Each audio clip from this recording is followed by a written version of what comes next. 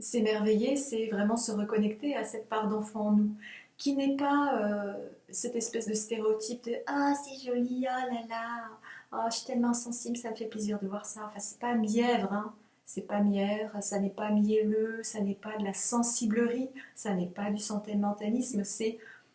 la vie qui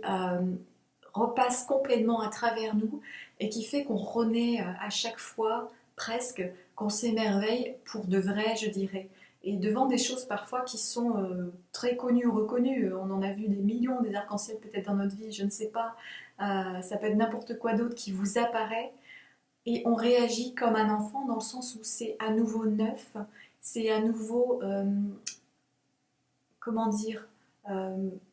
véhiculé par une énergie pure qui vient nous toucher et qui vient réveiller en nous cette part qui justement est complètement intacte, qui n'a pas été engourdie par justement la routine dans son aspect pesant et anesthésiant, qui n'a pas été engourdie par les difficultés de la vie, par les blessures, par les traumas, par les couches qu'on se met. Donc on n'a pas toujours des arcs-en-ciel à portée de main pour se dire oh là là c'est super, je me sens vraiment vivant et ça me réjouit. Mais on a toujours avec nous notre voix et notre corps, et une grande part de mon travail bien sûr venant d'un espace de honte moi-même est de révéler la voix pour sortir de la honte et pour redonner vie à cet enfant intérieur, lui redonner pleine place et l'aider à tout simplement hein, s'exprimer la façon dont il voulait peut-être s'exprimer, qu'il n'a pas pu le faire. Donc qui dit ça dit forcément libération de beaucoup d'énergie, relâchement de beaucoup de tension,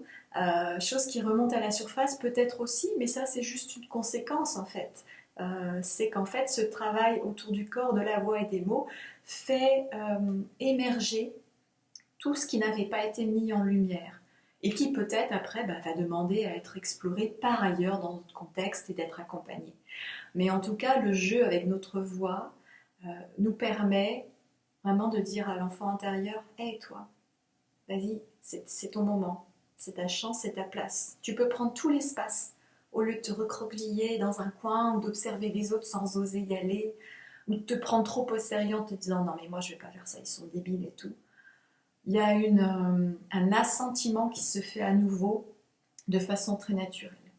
Et à mon sens, c'est un travail complètement spirituel. Hein. C'est vrai que dans l'aspect, dans la forme que ça prend, c'est complètement ludique. C'est comme ça qu'on va pouvoir petit à petit défaire les complexes qu'on a par rapport à notre voix, par rapport à nos mouvements, quand on se sent un peu emprunté, pas très sûr de soi, qu'on a